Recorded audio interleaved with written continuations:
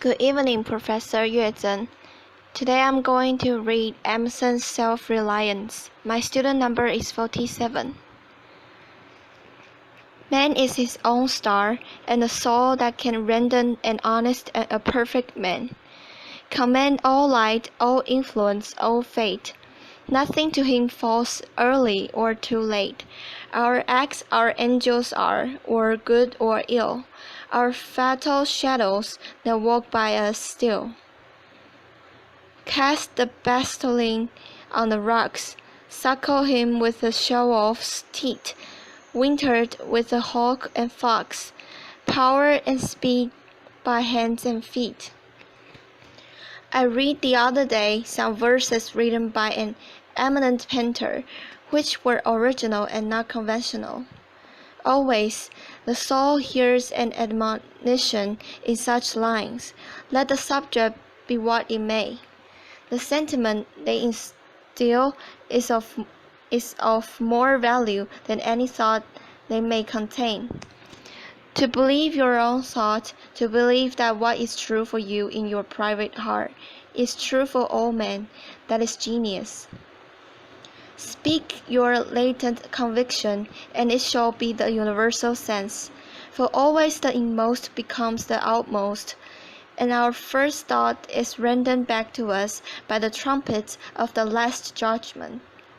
Familiar as the voice of the mind is to each, the highest merit we ascribe to Moses, Plato, and Milton is that they set at note books and traditions, and spoke not what men but what they thought.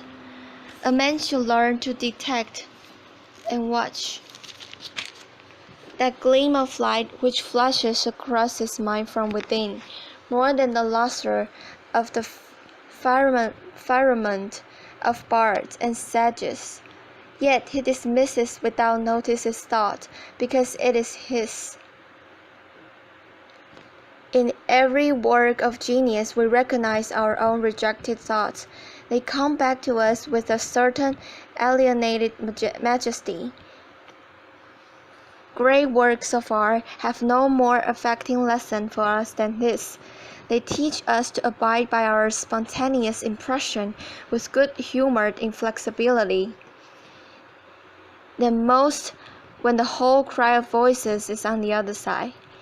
Else tomorrow a stranger will say with masterly good sense precisely what we have thought and felt all the time, and we shall be forced to take with shame our own opinion from another.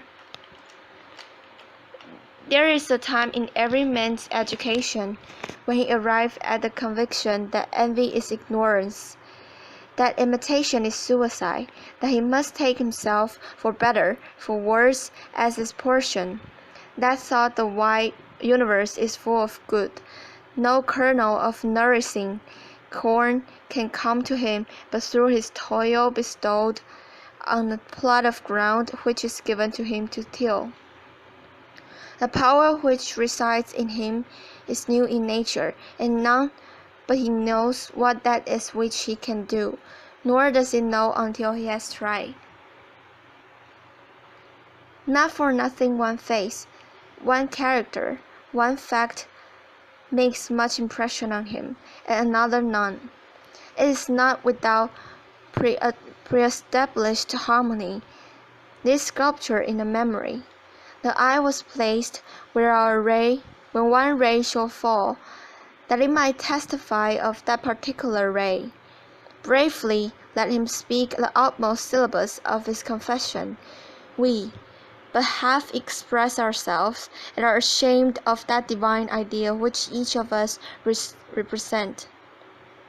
It may be safely trusted as proportionate and of good issues, so it be faithfully imparted, but God will not have his work made manifest by cowards. It needs a divine man to exhibit anything divine. A man is relieved and gay when he has put his heart into his work and done his best. But what he has said or done otherwise shall give him no peace. It is a deliverance which does not deliver. In the attempt his genius deserts him. No muse befriends, no invention, no hope. Trust thyself, every heart vibrates to that iron string. Accept the place the divine providence has found for you, the society of your own contemporaries, the connection of the events. Great men have always done so and confided themselves childlike to the genius of their age, betraying their perception that the internal was stirring at their heart, working through their hands, predominating in all their being. And we are now men, and must accept in the highest mind the same transcendent destiny, and not pinched in the corner, not cowards fleeing before a revolution, but redeemers and benefactors, pious aspirants to be noble clay plastic under the almighty effort. Let us advance and advance on chaos and dark. What pretty oracles nature yields us on this text in the face and behavior of children, babies, and even brutes. That divided and rebel mind, that distrust of a sentiment because our arithmetic has computed the strength and means opposed to our purpose, needs have not.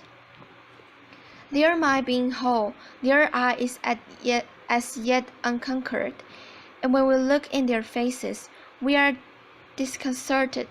Infancy conforms to nobody, all conforms to it, so that our baby commonly makes 4 or 5 out of the adults who prattle and play to it. So God has armed youth and puberty, and manhood no less with its own piquancy and charm, and made it enviable and gracious, and its claim not to be put by, if it will stand by itself. Do not think the youth has no force because he cannot speak to you and me. Hark! In the next room, who spoke so clear and emphatic. Good heaven, it is he. It is that very lump of bashfulness and phlegm, which for weeks has done nothing but eat when you were by, that now rolls out these words like bell strokes. It seems he knows how to speak to his contemporaries, bashful or bold. Then he will know how to make us seniors very unnecessary.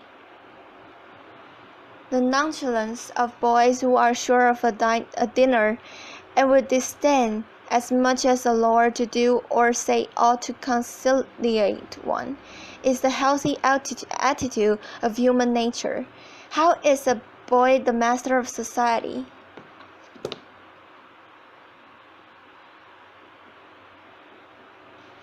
Independent, irresponsible, looking out from his corner on such people and facts as pass by. He tries and sentences them on their merits, in the swift, summary way of boys, as good, bad, interesting, silly, eloquent, troublesome. He cumbers himself never about consequences, about interest. He gives an independent, genuine verdict. You must court him, he does not court you. But the man is, as it were, clapped into jail by his consciousness.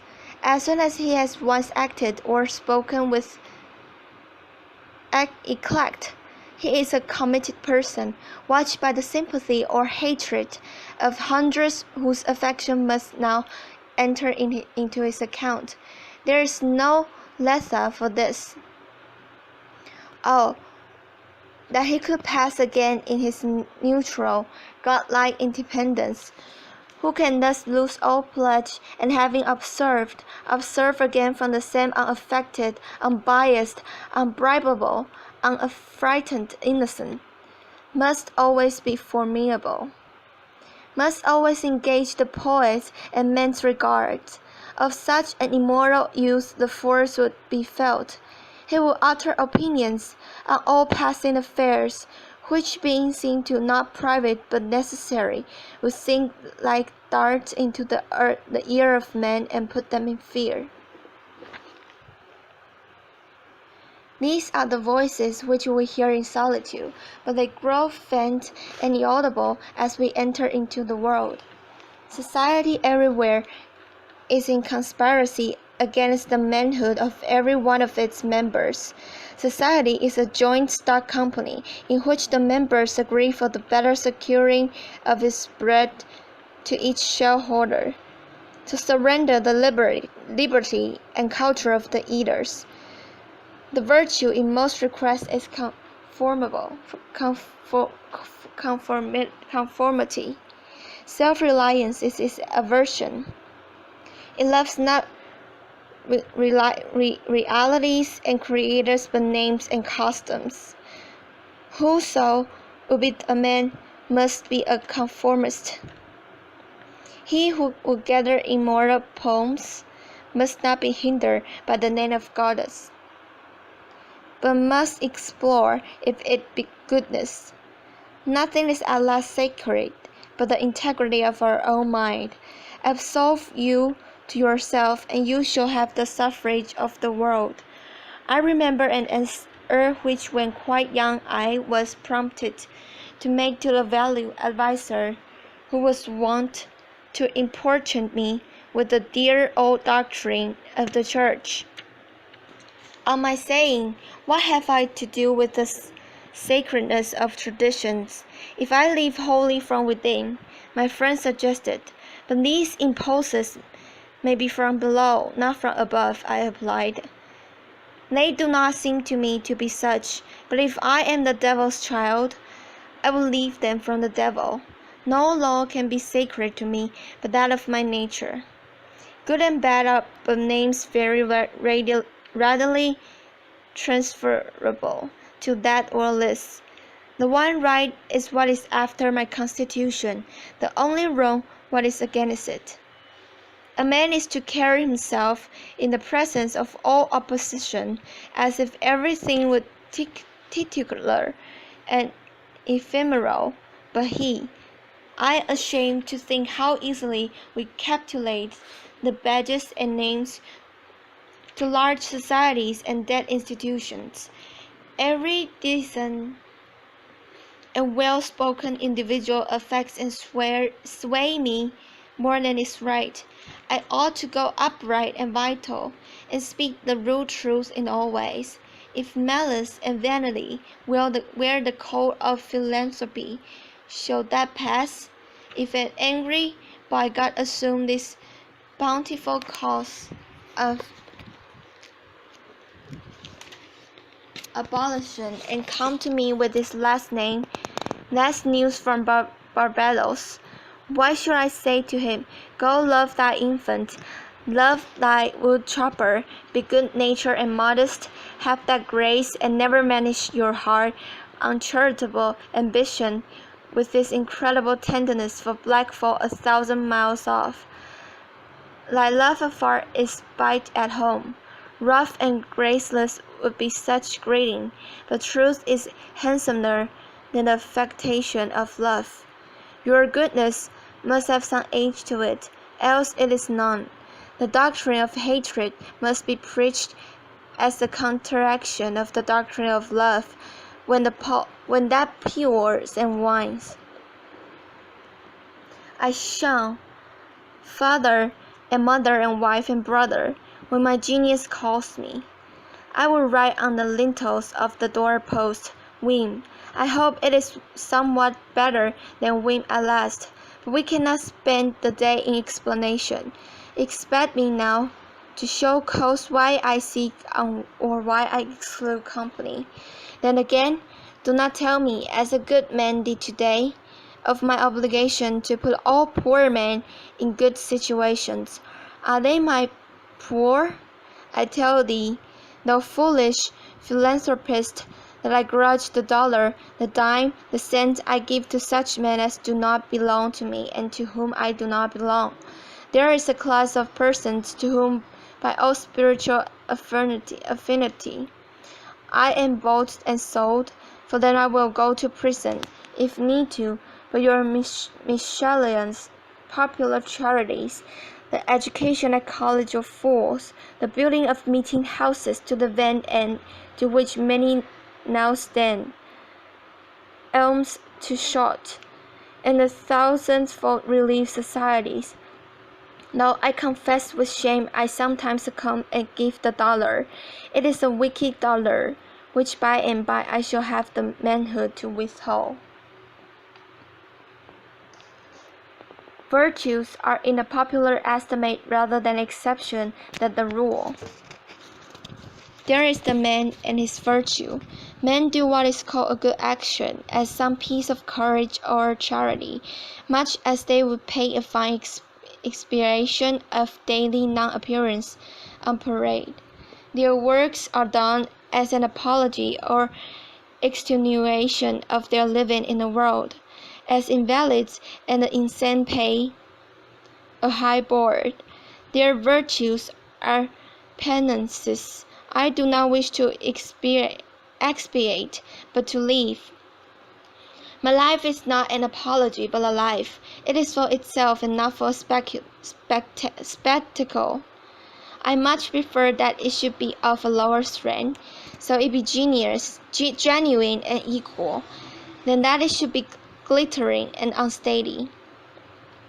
I wish it to be sound and sweet, and not to need diet and bleeding.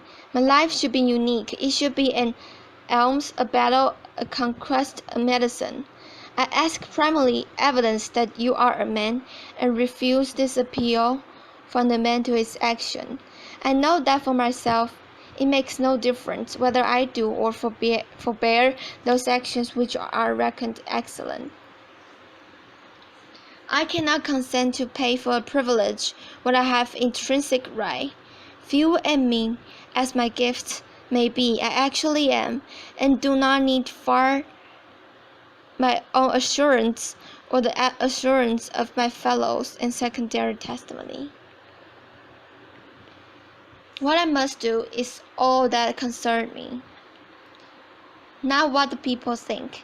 This rule, equally arduous in actual and in intellectual life, may serve for the whole distinction between greatness and meanness. It is the harder because you always find those who think they know what is your duty better than you know.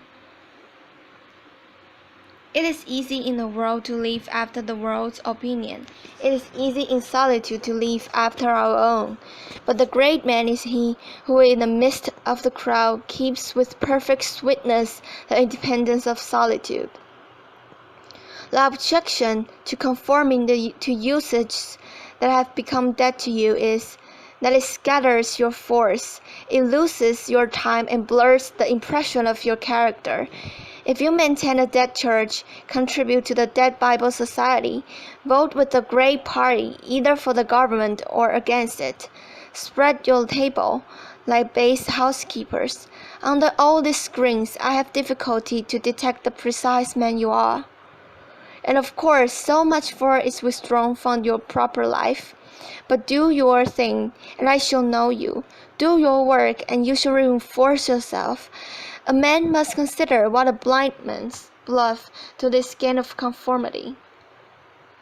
If I know you are saved, I anticipate your argument. I hear a preacher announce for his text and topic the expediency of one of the institutions of his church.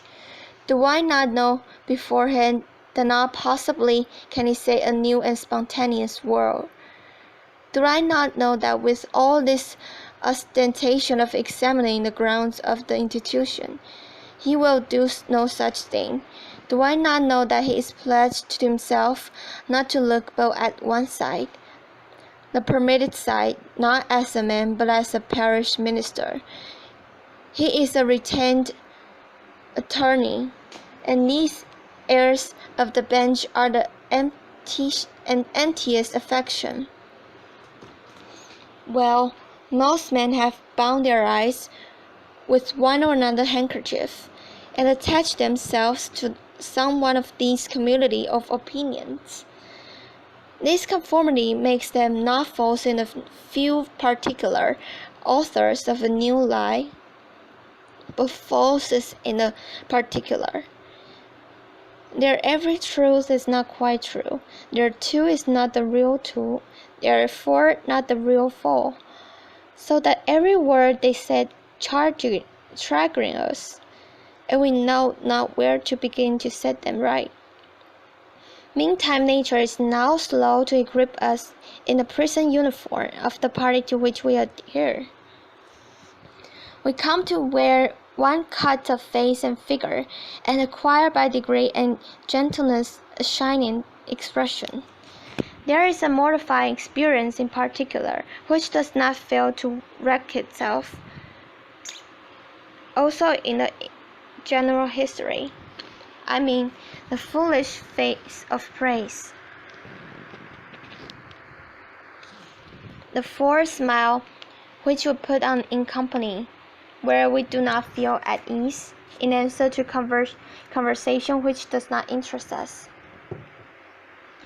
The muscles, not spontaneously moved, but moved by a low, usurping willfulness, grow tight about the outline of the face and make the most disagreeable sensation, a sensation of rebuke and warning which no brave young man will suffer twice. For nonconformity, the world weeps you with its displeasure. And therefore a man must know how to estimate a sore face. The bystander look askance on him in a public street or in a friend's parlor. If this aversion had its origin in contempt and resistance like his own, he might well go home with a sad countenance. But the sore face of the multitude, like their sweet faces, have no deep causes, disguise no guard, but are put on and off as the wind blows and the newspaper directs. Yet is the discontent of the multitude more formidable than that of a senate and a college.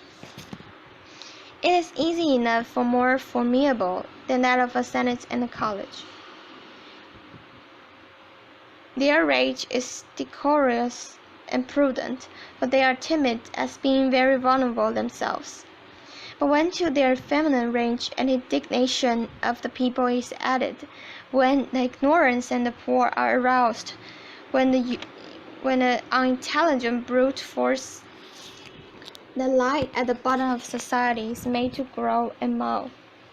It needs the habit of magnanimity and religion to treat it godlike as a trifle of no concernment.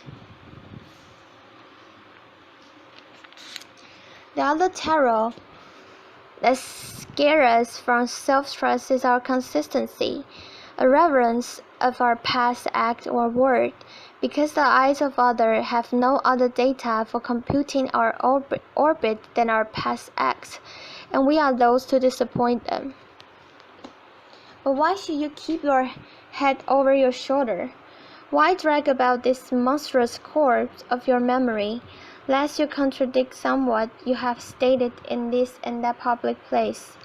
Suppose you should contradict yourself, what then? It seems to be a rule of wisdom never to rely on your memory alone, scarcely even the acts of pure memory, but bring the past of judgment into the thousand-eyed present, and live ever in a new day. Trust your emotion.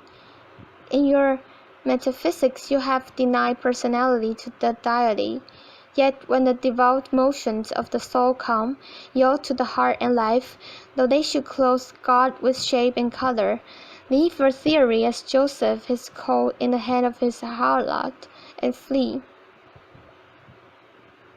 A foolish consistency is the hobgoblin of little mind, adored by little statesmen and philosophers and divines.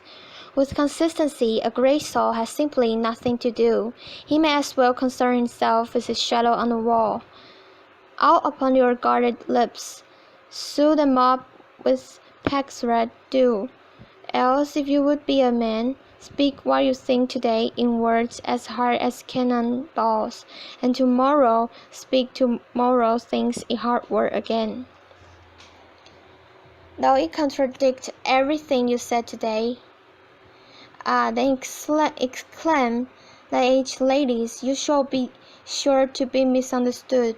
Misunderstood! It is the rightful word. Is it so bad than to be misunderstood?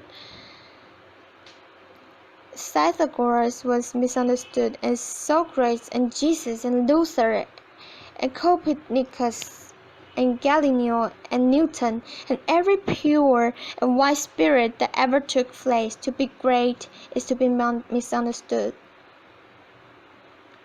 I suppose no man can violate his nature.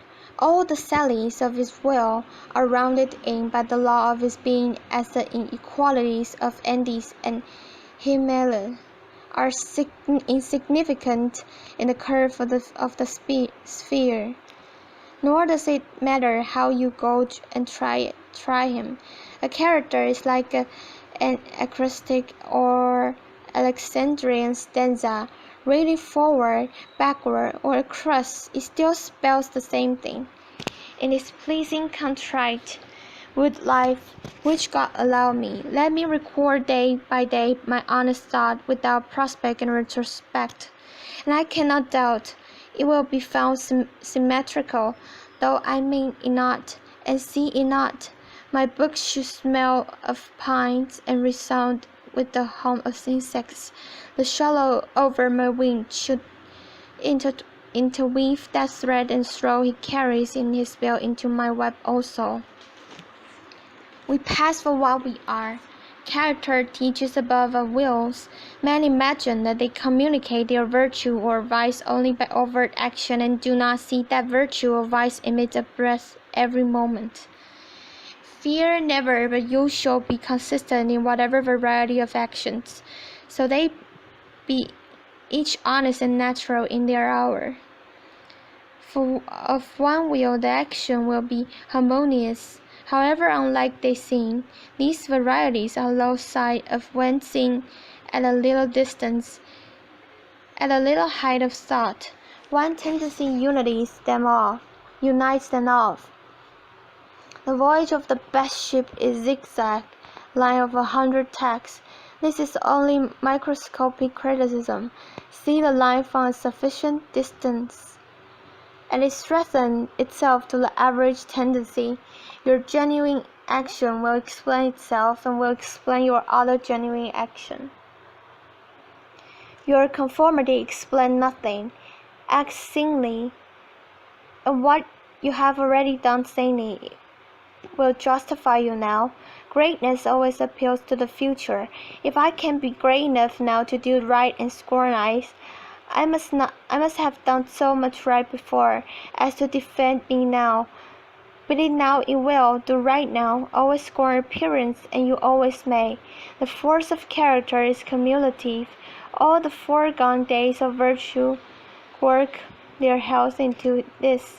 One makes the majesty of the heroes of the Senate and the field, which so fills the imagination, the consciousness of a train of great days and victories behind. There they all stand and shed a united light on the advancing actor. He is attending as by a visible escort of angels to every man's eyes. That it is which throw, as by a visible escort of angels to every man's eyes, that it is which throws a thunder into the Chatham's voice, and dignity into Washington's port, and America into Adam's eyes. Honor is venerable to us because it is no ephemeris. It is always ancient virtue. We worship it today because it is not of today. We love it and pay homage because it is not a trap for our love and homage, but it is self-dependent, self-derived, and therefore of an all immaculate pedigree, even if shown in a young person. I hope in this day we have heard the last of conformity and consistency. Let the words be gilded and ridiculous henceforward. Instead of the gun for dinner, let us hear a whistle from the Spartan fife. Let us bow and apologize nevermore. A great man is coming to eat at my house. I do not wish to please him. I wish that he should wish to please me. I will stand here for humanity, and though I will make it kind, I will make it true. Let us affront and reprimand the smooth mediocrity and scurrid contentment of the times, and hurl in the face of custom and trade and office a fact which is upshot of all history, that there is a great responsible thinker and actor moving wherever moves a man, that a true man belongs to no other time or place, but is the center of things. Where he is, there is nature. He measures you, all men and all events. You are constrained to accept his standard. Ordinarily, everybody in society reminds us of someone else or some other person. Character, reality, reminds you of nothing else. It takes place of the whole creation. The man must be so much that he must make all circumstances indifferent, put all means into the shade. These all great men are and do. Every true man is a cause, a country, and an age, requires infinite spaces and numbers and time fully to accomplish his thought.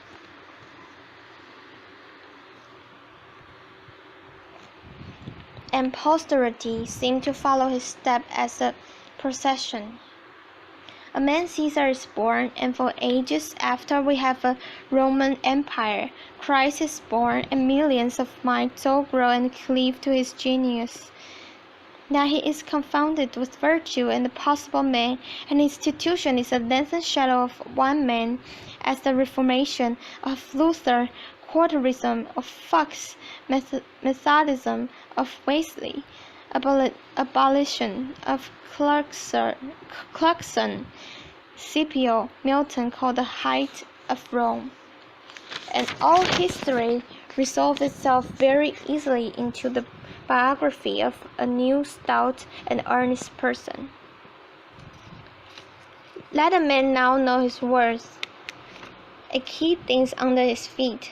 Let him not peep or steal or skulk up down with the air of a charity boy, a bastard or an interloper in the world which exists for him. But the man in the street, finding no worth in himself which corresponds to the force which built a tower or sculptured a marble god, feels poor when he looks on these. To him a palace, a statue, or a costly book have an alien and forbidding air, much like a gay equipage, and seem to say like that, "Who are you, sir?" Yet they all are his suitors for his notice, petitioners to his faculties, and they will come out and take possession. The picture waits for my verdict. It is not to come out and take possession. The picture waits for my verdict, and it does not commend me, but I am to settle its claims to praise. That popular fable of the sot who was picked up dead drunk in the street, carried to the Duke's house, washed and dressed, and laid in the Duke's bed, and on his wake treated with all obsequious ceremony like a duke, and assured that he has been with insane, owes his popularity to the fact that it symbolized so well the state of man, who is the world a sort of sot, but now and then wake up, exercises his reason, and finds himself a true prince.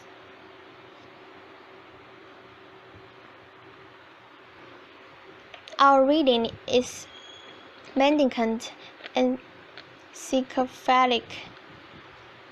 In history, our imagination makes fools of us, plays us false.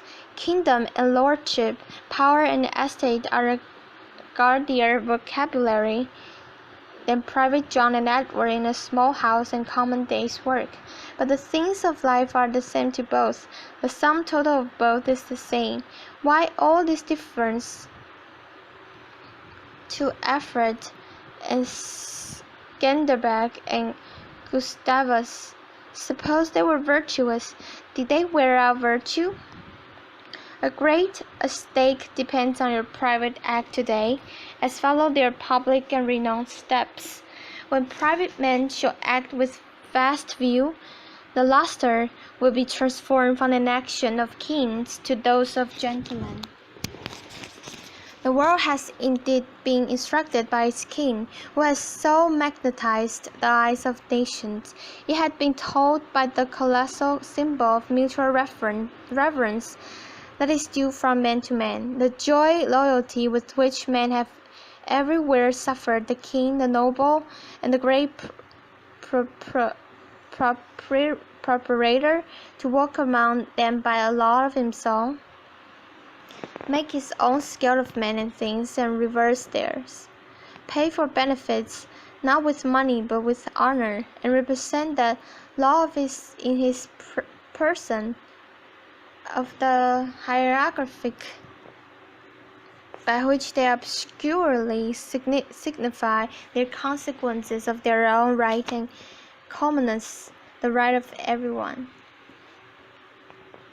The magnetism which all original action exerts is explained when we require the reason of self-trust. Who is the trustee? What is the aboriginal self on which a universal reliance must be grounded?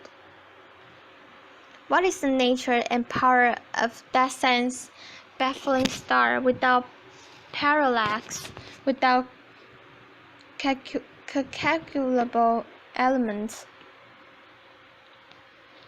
which shoots a ray of beauty even into trivial and impure action? If the least mark of independence appear, the inquiry leads us to that source at once, the essence of genius, the essence of virtue, the essence of life, which we call spontaneity or instinct. We denote this primary wisdom as institution, with all later teachings are tutors.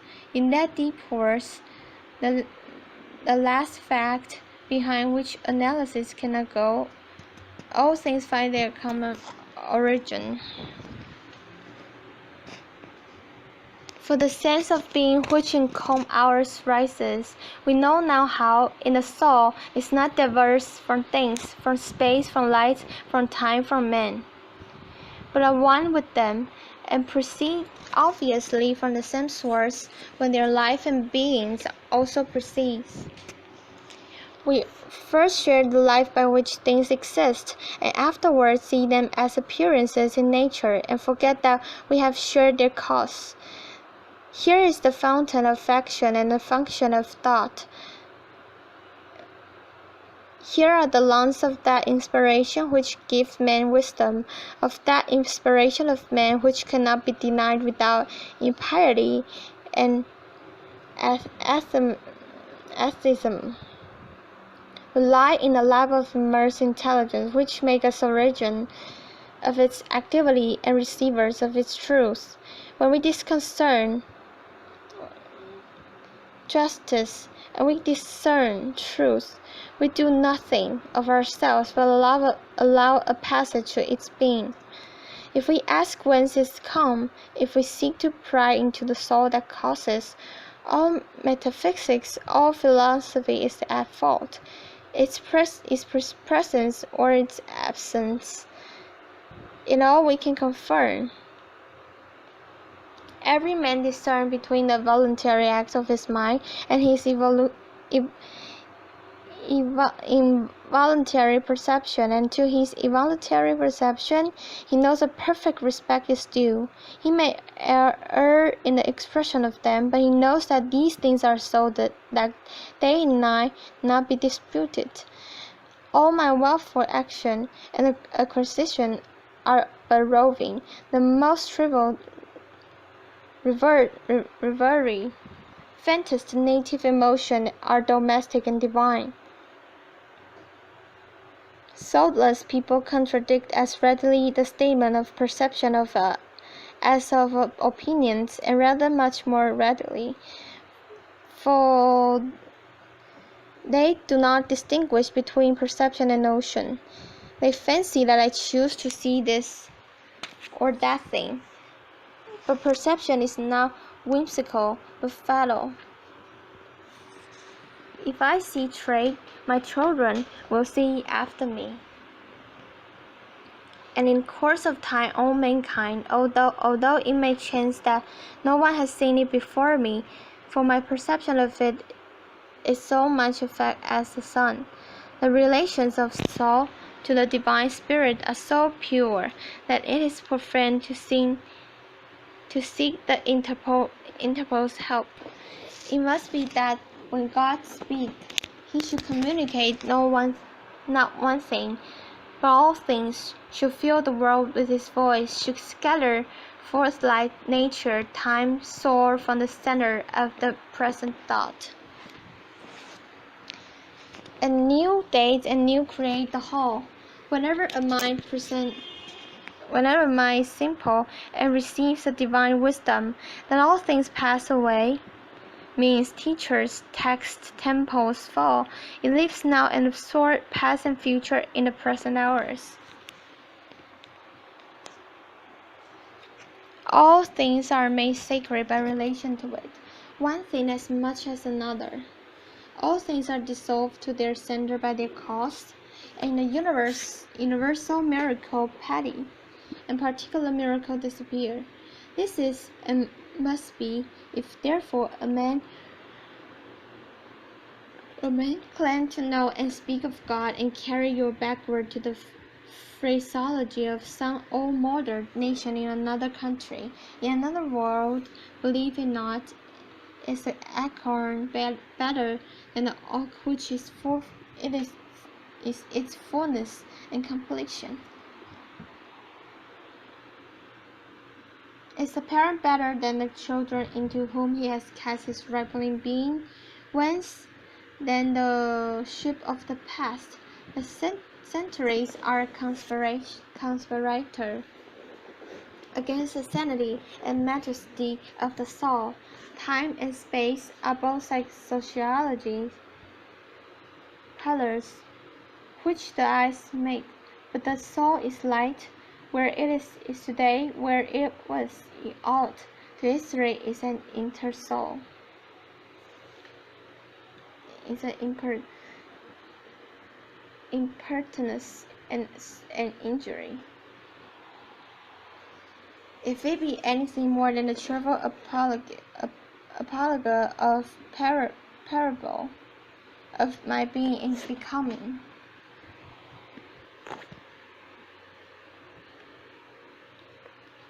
Man is timid and apologetic. He is no longer upright. He dares not say, I think I am, but quotes some saint or sage. He is ashamed before the blade of grass on the blowing roses. They are for what they are. They exist with the God today. There is no time to time. They are simply the roses. It is perfect in every moment of its existence before a leaf bud has burst. In whom I act in a full blown flower, there is no more in the leafless root. There is no less. Its nature is satisfied, and it satisfied nature in all moments alike.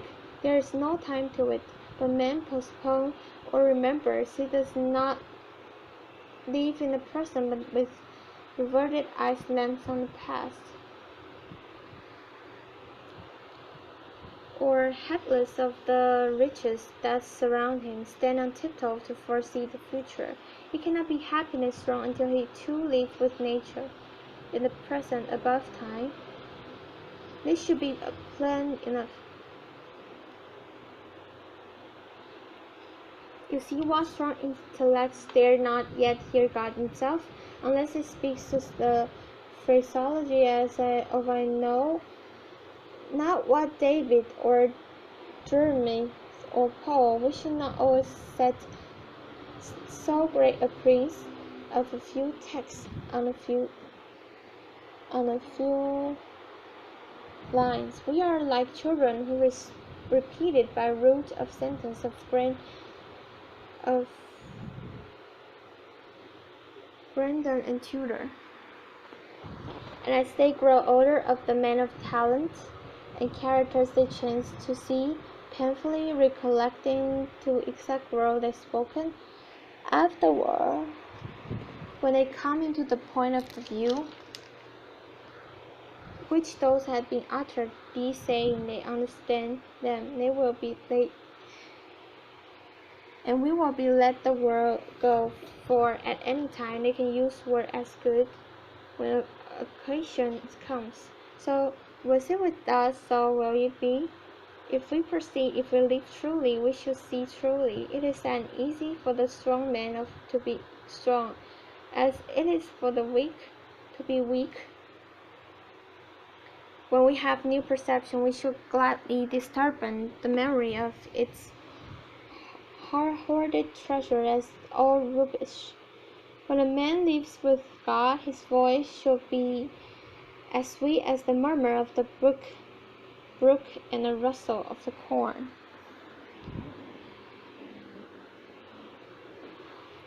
And now at last, the highest truth on this subject remains unsaid, probably cannot be said, for all that we say is the far of remembering of the institution. That thought, but what I can now nearest approach is, it is when good is near you, when you have life in yourself. It is not by any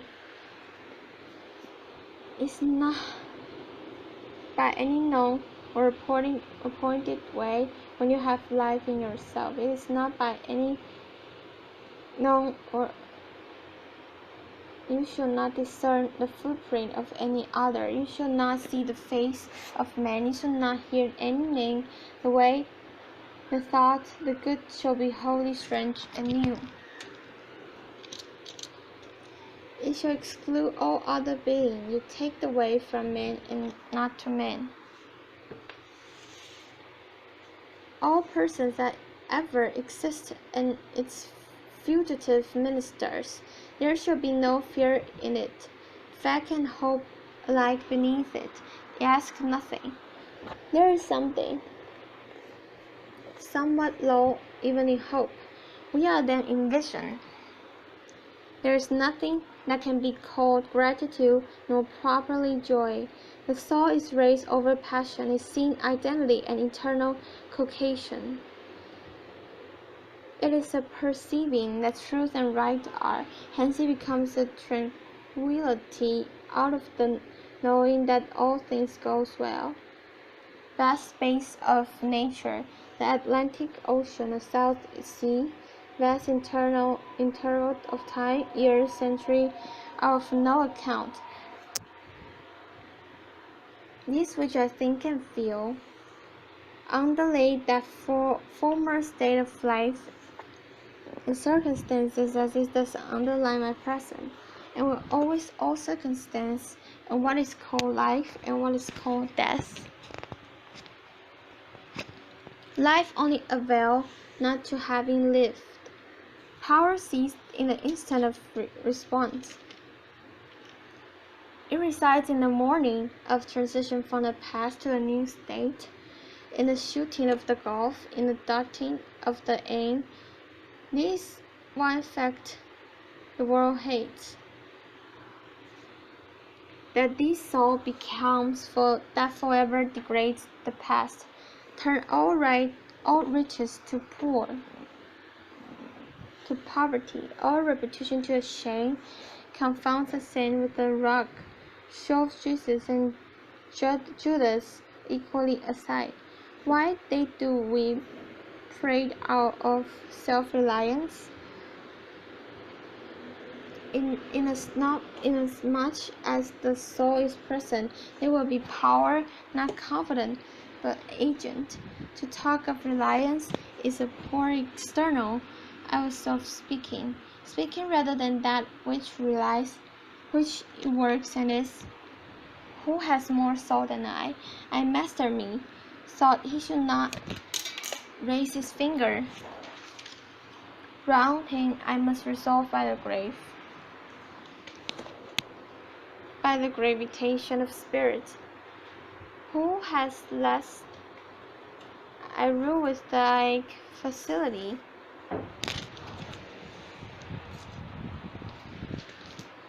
We fancy it rhetoric, and when we speak of animal virtue, we do not yet see that virtue is height, and not a man or a company of men plastic and permeable to principle, but the law of nature must overpower and right o'er all cities, nations, kinds, rich men points who they are. This is the ultimate fact which was so quickly reached on this as on every topic. The resolution of all into the ever-blessed one. Virtue is the governor, the creator, the reality. All things real are sold by so much of virtue as they contain. Hardship, husbandry, hunting, whaling, war, eloquence, personal weight are somewhat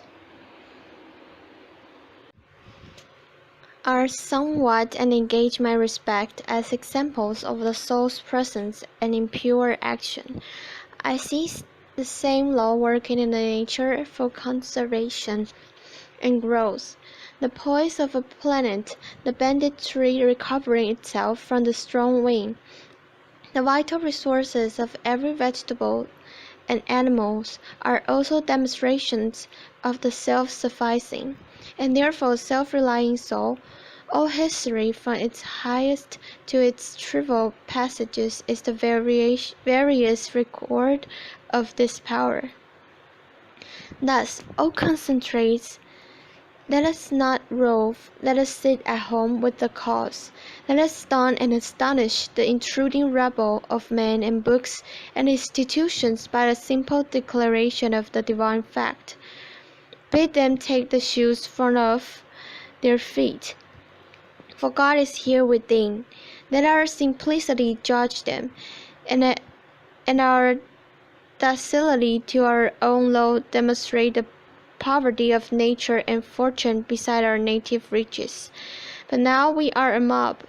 Man does not stand in awe of man, nor is the soul admonished to stay at home, to put itself in communication with the internal ocean, but it goes abroad to beg a cup of water of the urns of men. We must go alone. Isolation must precede true society. I like the silent church before the service begins, better than any preaching. How far off, how cool, how chaste the persons look, begirt each one with a precinct or sanctuary. So let us always sit. Why should we assume the fault of our friend, or wife, or father, or child, because they sit around our hearth, or are said to have the same blood? All men have my blood, and I have all men's. Not for that will I adopt their petulance or folly, even to the extent of being ashamed of it. But your isolation must not be mechanical, but spiritual. That is, must be elevation. At times the whole world seemed to be in conspiracy to importune you with emphatic trifles.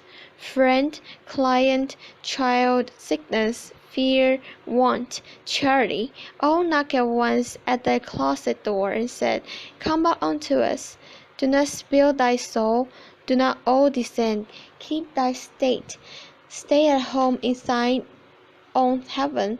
Come not for a moment into their fact, into their hubbub of conflicting appearances, but let in a light of thy low on their confusion.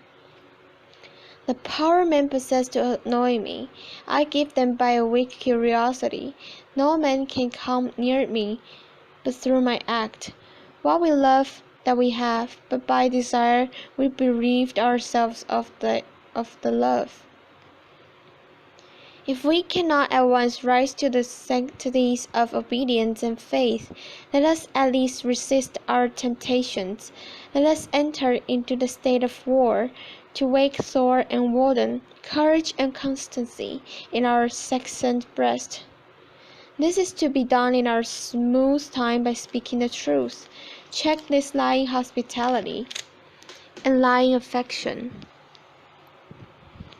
Leave no longer to the expectation of these deceived and deceiving people with whom we converse. State to them, O father, O mother, O wife, O brother, O friend, I have lived with you after appearance hitherto. Henceforward I am the truth. Be it known unto you that henceforward I obey no law less than the eternal law. I will have no covenants but proximities. I shall endeavor to nourish my parents, to support my family, to be the chaste husband of one wife. But these relations I must fill after the new and unprecedented way. I appeal from your customs. I must be myself. I cannot break myself any longer for you or you.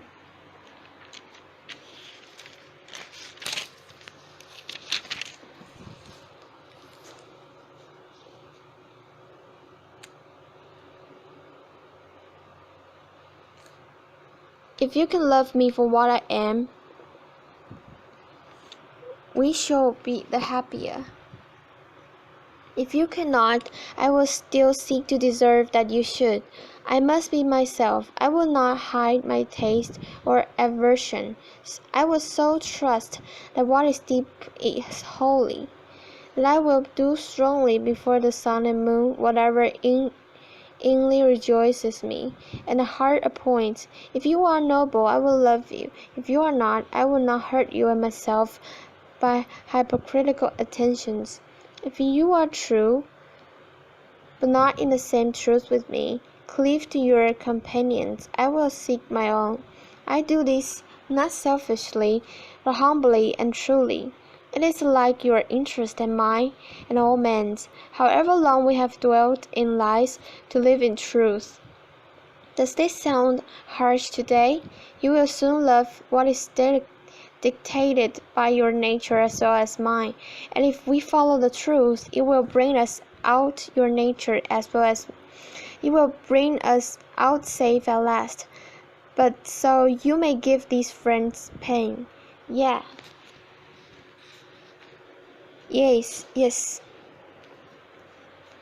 But I cannot sell my liberty and my power to save their sensibility. Besides, all persons have their moments of reason.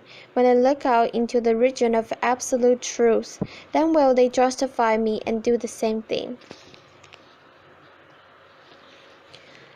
The populace think that your rejection of popular standards is a rejection of all standard, and mere antinomianism, and a bold sensationalist will use the name of philosophy to gild his crimes, but the law of consciousness abides. There are two confessionals, in one or the other, of which we must be shriven.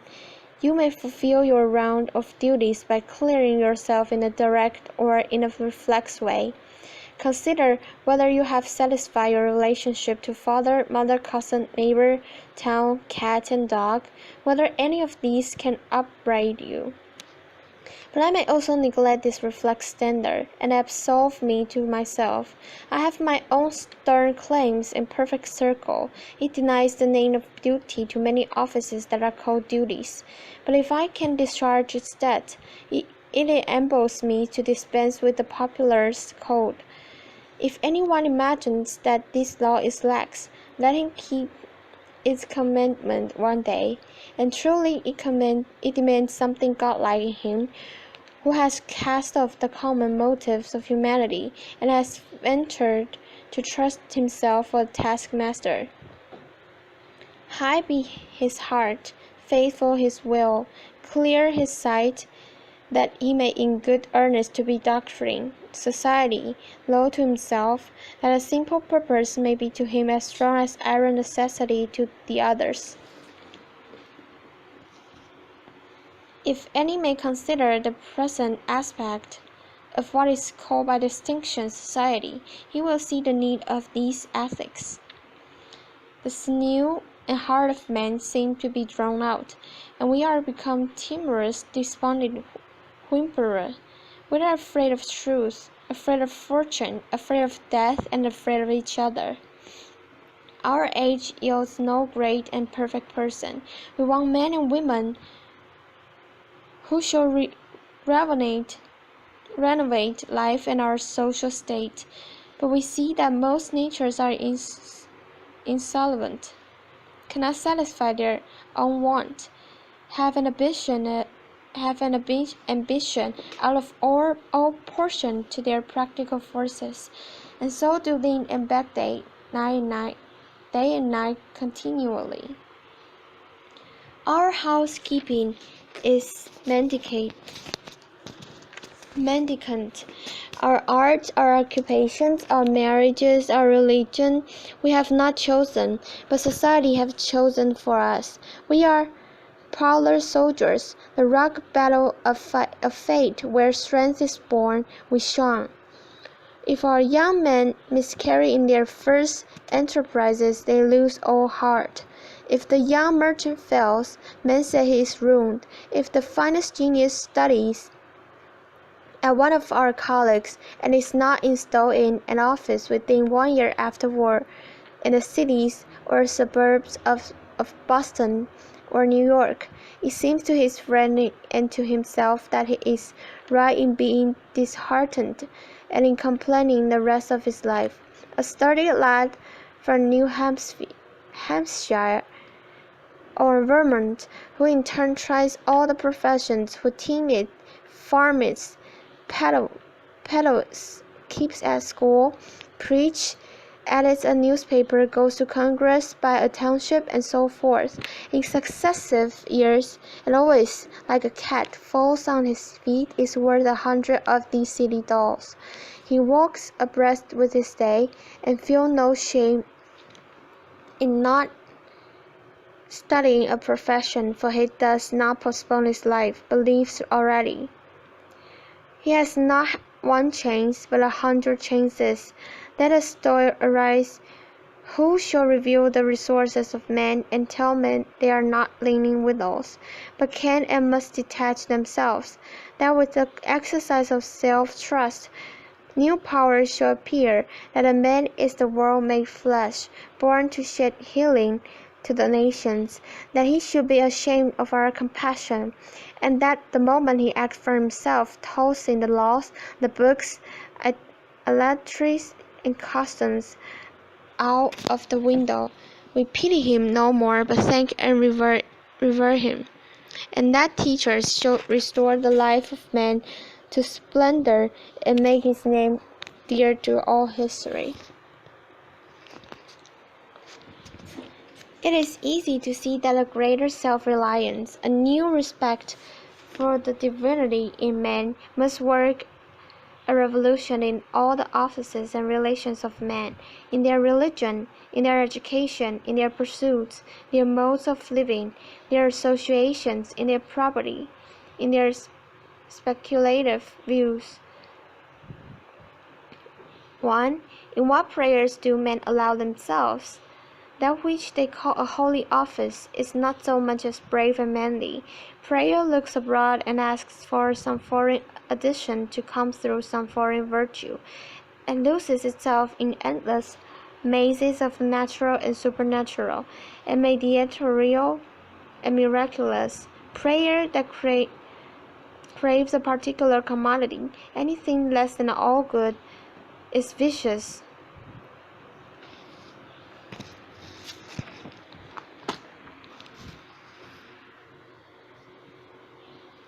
Prayers is a contemplation of the facts of life from highest point of view.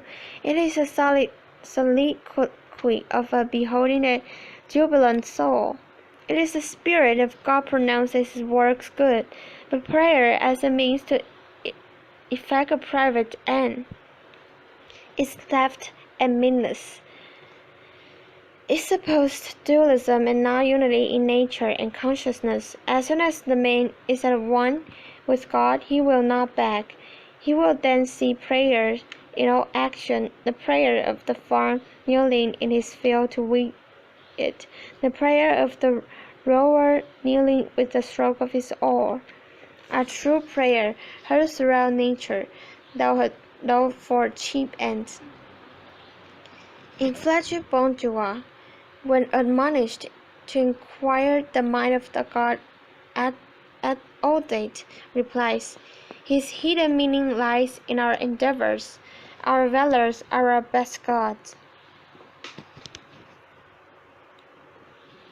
Another sort of false prayers are our regret. Discontent is the one of self-reliance. It is infirmity of will. Regret calamities. If you can thereby help the sufferer, if not, attend your own work, and already the evil begins to be repaired. Our sympathy is just as base. We come to them who weep foolishly, and sit down and cry for company, instead of imparting to them truth and health in rough electric shocks, putting them once more in communication with the soul. The secret of fortune is joy in our hands. Will come evermore to gods and men is the self-helping man. For him all doors are flung wide, him all tongues greet, all honors crown, all eyes follow with desire. Our love goes out to him, embraces him, because he did not need it. We solicitously and apologetically caress and celebrate him, because he held on his way and scorned our disapprobation. The gods loved him because men hated him. To the persevering mortals, said Zoroaster, the blessed mortals are swift.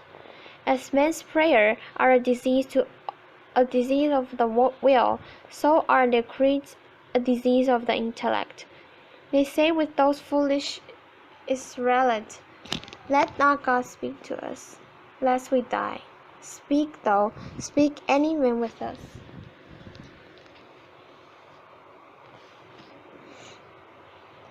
Speak any man with us, and we will obey. Everywhere I am bereaved of meeting God in my brother, because he has shut his own temple door, and recite fables merely of his brothers, or his brother's God. Every new mind is a new classification. If it prove a mind of uncommon activity and power, a Locke, a Lavoisier, a Hutton, a Bethlehem, a Spurgeon, it imposes its classification on other men, and lo, a new system, in proportion always to the depth of the thought, and so to the number of the object it touches and brings within reach of the pupil, is its complacency. But chiefly is this apparent in creeds and churches, which are also classification of some powerful mind acting on a great elemental thought of duty and man's relation to the highest. Such is Calvinism, Quaternism, Swedenborgianism. The pupil takes the same delight in subordinating everything to the new terminology that a girl does who has just learned botany. Is seeing a new earth and new seasons thereby. It will happen for a time that the pupil will feel a real debt to the teacher, will find his intellectual power has grown by the study of his writing. This will continue until he has exhausted his master's mind.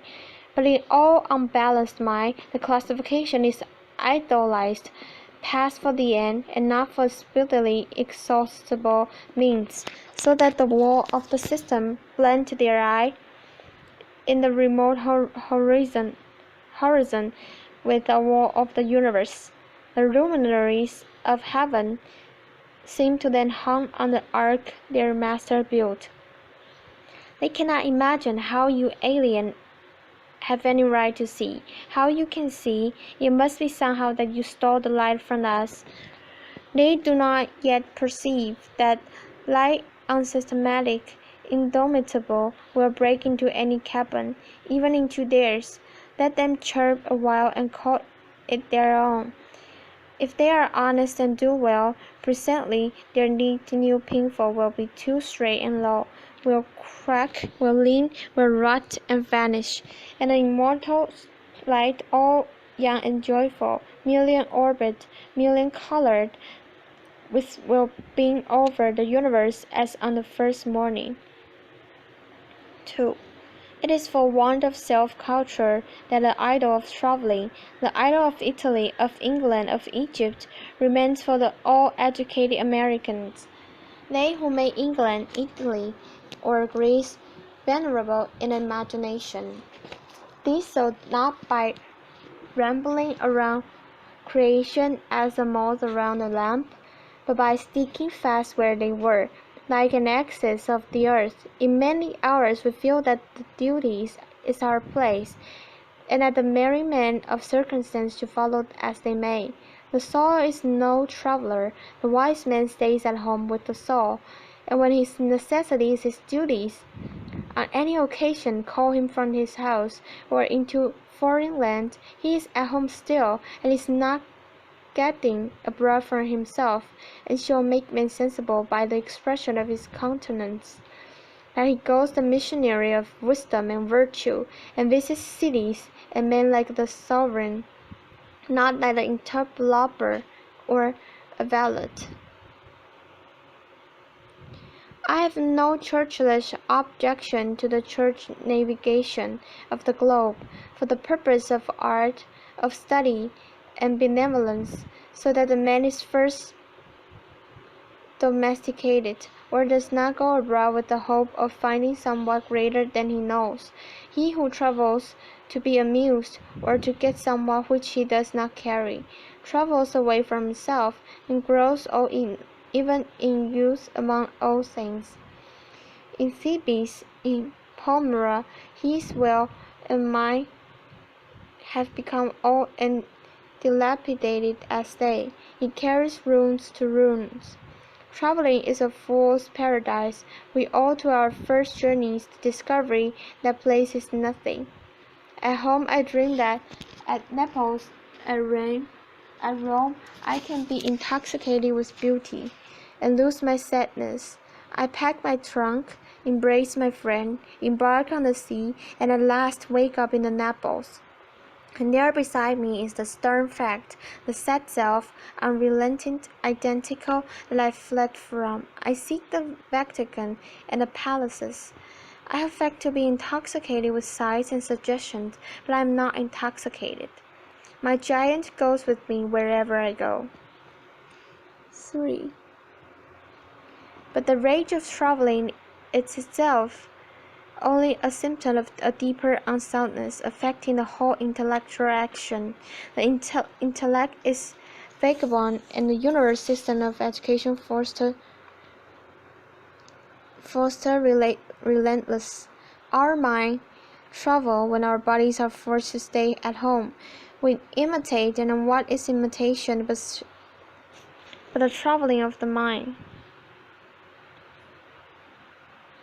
Our houses are built with foreign tastes, our shelves are garnished with foreign ornaments, our opinions, our tastes, our own whole minds lean, and follow the past and the distant, as the eyes of a maid follow her mistress.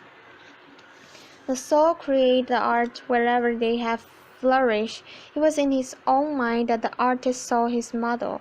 It was an application of his own thought to the thing to be done and a condition to be observed. And why need we copy the Doric and Gothic model? Beauty, convenience, grandeur of thought, and quaint expressions are as near to us as to any. And if the American artist will study with hope and love the precise thing to be done by him, considering the climate, the soil, the length of the day, the wants of the people, the habit and form of the government, he will create a house in which all these will find themselves fitted, and taste and sentiment will be satisfied also. Insist on yourself, never imitate. Your own gift you can present every moment with the cumulative force of a whole life's cultivation, but of the adopted talent of another, you have only an extemporaneous half-possession, that which each can do best. None but his Maker can teach him. No man yet knows what it is, nor can till that person has exhibited it. Where is the master who could have taught Shakespeare? Where is the master who could have instructed Franklin, or Washington, or Bacon, or Newton? Every great man is an unique. The Scipionism of Scipio is precisely that part he could not borrow. If anybody will tell me whom the great man imitates in the original crisis, when he performs a great act, I will tell him who else than himself can teach him. Shakespeare will never be made by the study of Shakespeare. Do that which is assigned thee, and thou canst not hope too much or dare too much. There is all these moments. There is, for me, an utterance barely bare and grand as that of the colossal chisel of Phidias, or trowels of the Egyptians, or the pen of Moses, or the Dante, but different from all these. New possibly will the soul, all rich, all eloquent, with thousand cloven tongue, then to repeat itself. But if I can hear what these patriarchs said, surely I can reply to them in the same pitch of voice, for the ear and the tongue are two organs of one nature. Dwell up there in the simple and noble regions of thy life, obey thy heart, and thou shalt reproduce the foreword again. 4. As our religion, our education, our art look abroad, so does our spirit of society. All men plume themselves on the improvement of the society, and no man improves. Society never advances. It recedes as fast as one side as it can on the other. Its progress is only apparent, like the workers of treadmill.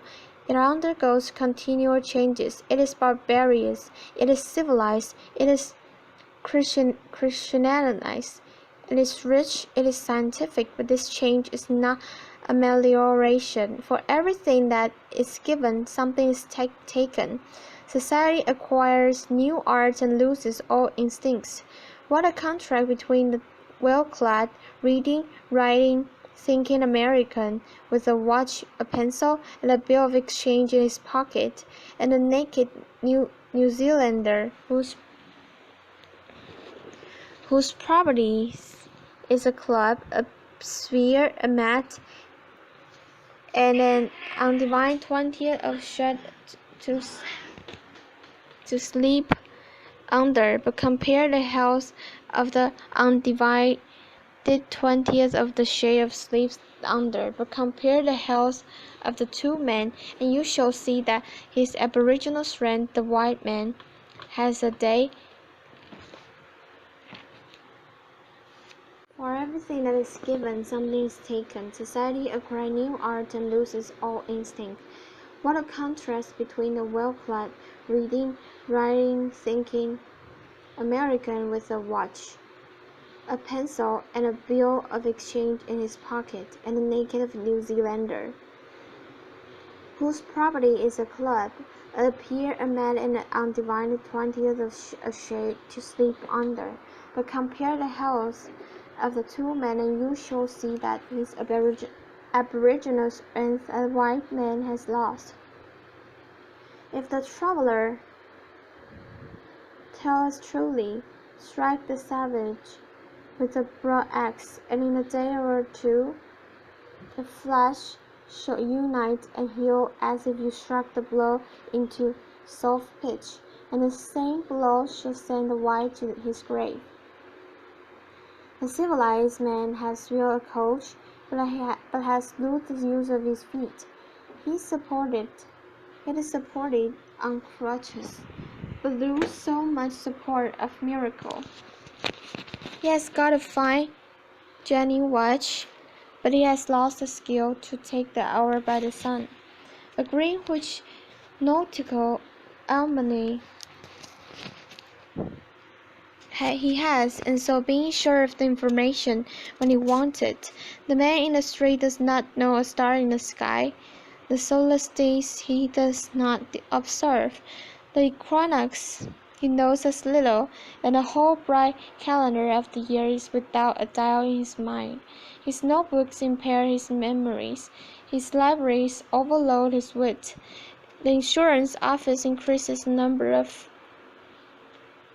accidents, and it may be a question whether machinery does not encumber. Whether we have not lost by refinement some energy, by the Christianity entrenches its establishment and forms some vigors of wild virtue. For every Stoic was a Stoic, but in Christendom, where is the Christian? There is no more deviation in the moral standard than in the standard of height or bulk.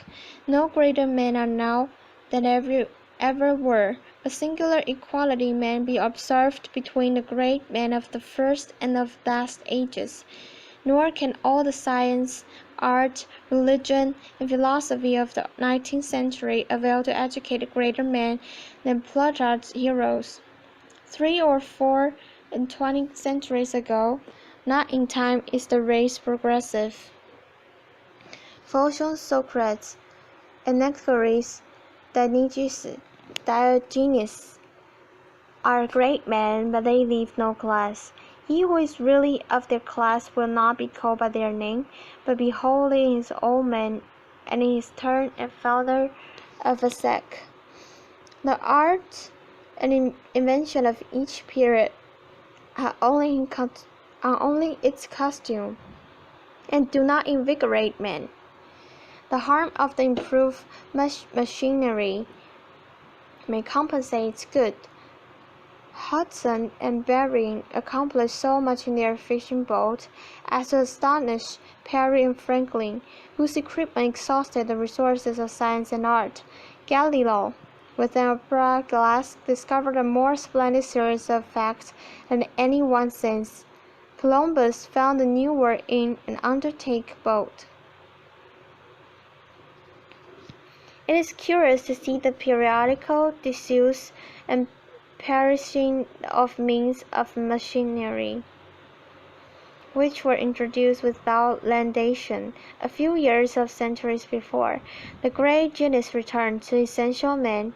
We reckon the improvement of the art of war among the triumph of science, and yet Napoleon conquered Europe by the Bienvenu, which consists of falling back on naked valor, and dissecuring it of all aids.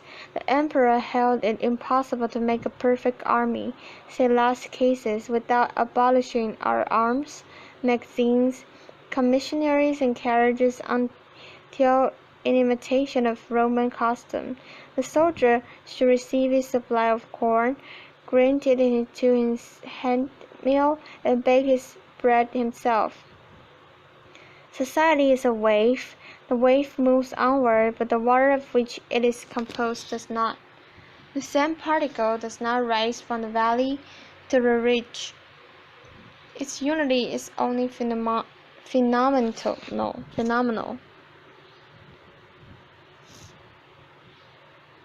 The persons who make up the nation today, next year die, and their experience with them. And so the reliance on property, including the reliance on government which protect it, is the one of self-reliance.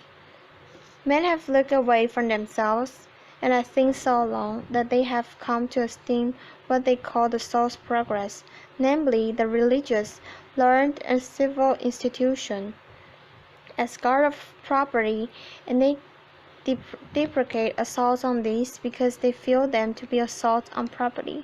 They measure their esteem of each other by what each has and not by what each is.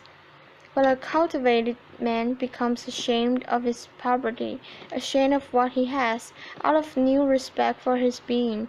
Especially he hates what he has, if he sees that it is accidental, came to him by inheritance, or a gift, or a crime. Then he feels that it is not having. It does not belong to him, it has no root in him, and merely lies there, because no revolution or robber takes it away. But that which a man is does always by necessity acquire, and what the man acquires is permanent and living properties, which does not weigh the back of rulers, or mobs, or revolution, or fire, or storm, or bankruptcy, but perpetually renews itself wherever the man is put. Thy lot's a portion of life, said the Caliph Ali, is seeking after thee.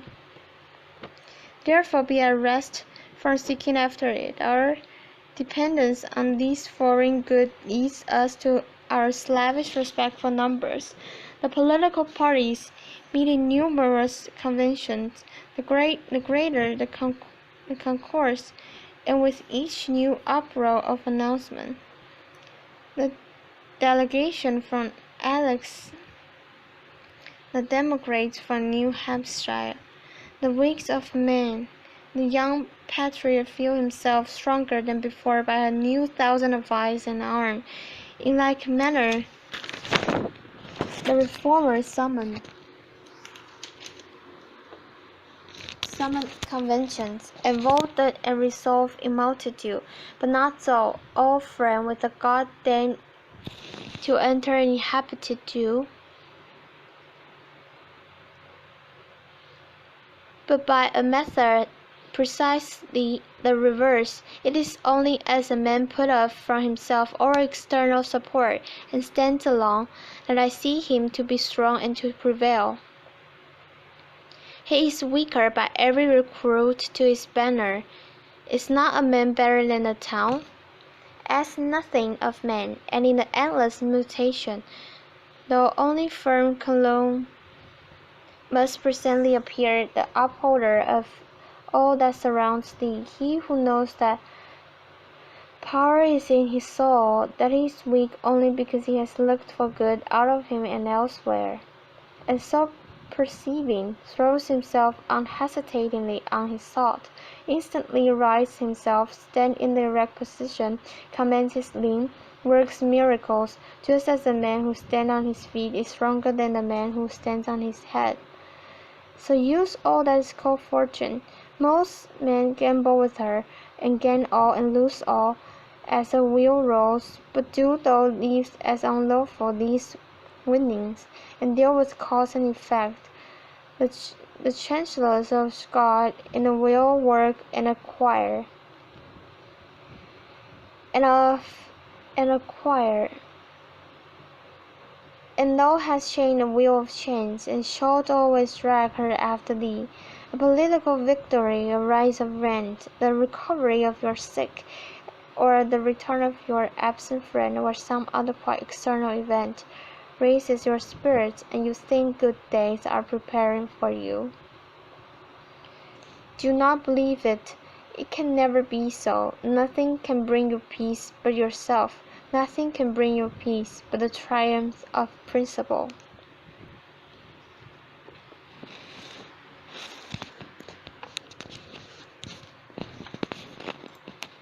And the following are the poems from Emily Dickinson. I never lost as much but twice, and that was in the sod. Twice have I stood a beggar before the door of God. Angels, twice descending, reimbursed my store. Burglar, banker, father, I am poor once more. Success is counted sweetest by those who near succeed. To comprehend the nectar require sorest need. Not one of all the purple host who took the flag today can tell the definition so clear of victory. As it defeated dying, on whose forbidden ear the distant strains of triumph burst agonized and clear. These are the days when birds come back, a very few, a bird or two, to take a backward look.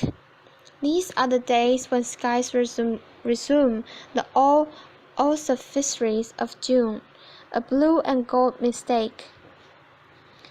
All fraud that cannot cheat the bee, almost stiff possibility induces my belief.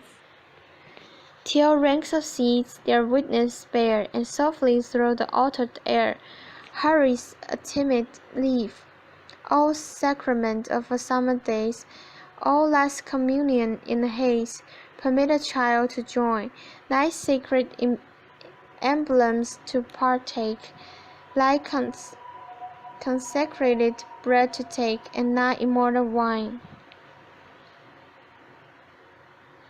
Safe in their alabaster chambers, untouched by morning and untouched by noon, sleep the meek members of the resurrection, rafter of satin and roof of stone. Grand go the years, in the crescent above them worlds group their arcs, a firmament roll, diadems rub, and doggy surrender, soundless as thoughts, all on a disk of snow. Faith is a fine invention for gentlemen who see, but microscopes are prudent in an emergency. I taste a liquor never brewed, from tankards scooped in pearl. Not all the Frankfort berries yield such an alcohol. Inebriate of air am I, and debauchee of dew, reeling through endless summer days from inns of molten blue. When landlords turn the drunken bee out of the foxglove store, when butterflies renounce their drain, I shall but drink the more. Tears seraph swing their snowy hats and send to window round, to see the little tippler leaning against the sun.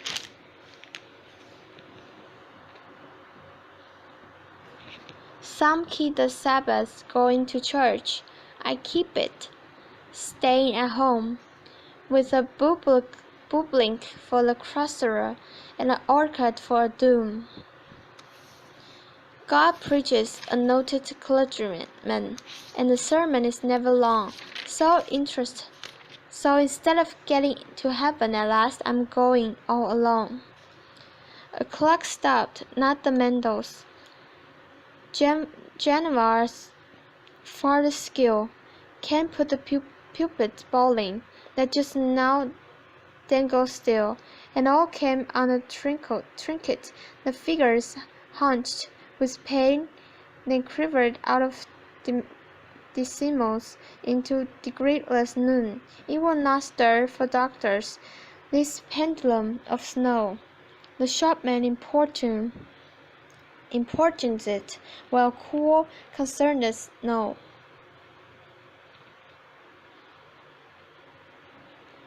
Nods from the gilded pointers, not from the second sling, decades of arrogance between the dial life and him. I'm nobody. Who are you? Are you nobody too? Then there's a pair of us. Don't tell. They're advertised, you know. How dreary to be somebody. How public to be like a frog, to tell one's name the livelong June to an admiring bug. Wild night, were I with thee, wild night to be our luxury. Futile the winds to a heart in port, down with the compass, down with the chart, rolling in Eden, oh, the sea, might I be more to-night in thee. There's a certain slant of light, winter afternoons, that oppressed like the haft of cathedral tune, heavily hurt, it gives us, we can find no scar, but internal difference where the meanings are. None may touch it, any. 'Tis the sea despair, an imperial affliction, sentence of the air. When it comes, the landscape listens. Shadows hold their breath. When it goes, hold their breath. When it goes, 'tis like the distance, on the like of death. I like a look of agony, because I know it's true. Men do not shame convulsion, nor simulate a sorrow. The eye glaze once, and that is death, impossible to feign. The beads open to the forehead by homely anguish thrown. I felt a funeral in my brain, and mourners to and fro keep treating till it seemed the scene was breaking through, and when they all were seated, a service like a drum kept beating, till I thought my mind was going on, and I heard them lift the box and creak across my soul, with those same boots of lead again. Then space began to toll, as all the heavens were a bell, and being but an hour. And I in silence, some strange race, wrecked, solitary here. And then the plank of reason broke, and I dropped down and hit the world at every plunge, and finished knowing then. I dreaded that first robin so, but he is mastered now. I'm some accustomed to him grown. He hurts a little, though. I thought if I could only live till that first shout got by. Not all pianos in the woods had power to mangle me. I dare not meet the daffodils, for fear their yellow gown would pierce me with a fashion so foreign to my soul. I wished the grass would hurry, so when was time to see, he'd be too tall, the tallest one could stretch to look at me. I could not bear the bees should come. I wish they'd stay away in those dim countries where they go. What word had lay for me? They're here, though not a creature fell. No blossoms stay away in gentle deference to me, the Queen of Calvary. Each one salutes me as he goes, and I my childish plumes lift in bereaved acknowledgment of their unthinking drum.